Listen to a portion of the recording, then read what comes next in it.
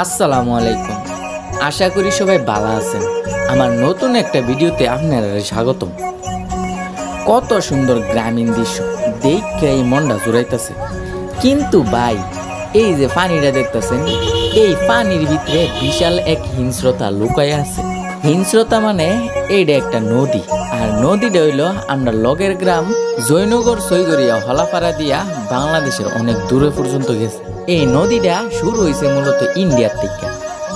যাই হোক, বর্তমানে এই নদীর যে একটা অবস্থা হয়ে রয়েছে, যা আপনার এই আশেপাশের গ্রামগুলোর লাগিয়া খুবই বিপজ্জনক।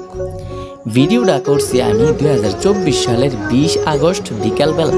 তারিখটা বলার কারণ হইল, যে সময় ভিডিও করছি ওই সময় পানি দ্রুত গতিতে বাড়তাছে দেখেছি, আর খেয়াল করছি হলাপাড়া কবরস্থানের পূব দিক দিয়া ভাঙ্গনের সম্ভাবনা আছে, আর জয়নগরের দিক দিয়েও ভাঙ্গনের সম্ভাবনা আছে।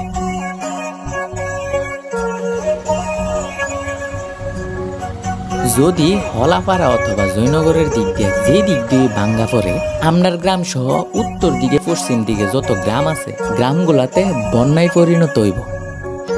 হুদ্দাসে বন্যায় পরিণত হইব এমনটা কইলাম না, এই গ্রামগুলার মানুষে বিশাল ক্ষয়ক্ষতির সম্মুখীন হইব। এখন ভিডিওর মধ্যে আপনারা চোখের সামনে যে জায়গাটা দেখা যাইতেছে, এইটা হলাপাড়া ব্রিজের পরে কন্নাল বাজার যাইতে যে রাস্তাটা পড়ে, এই রাস্তাটা।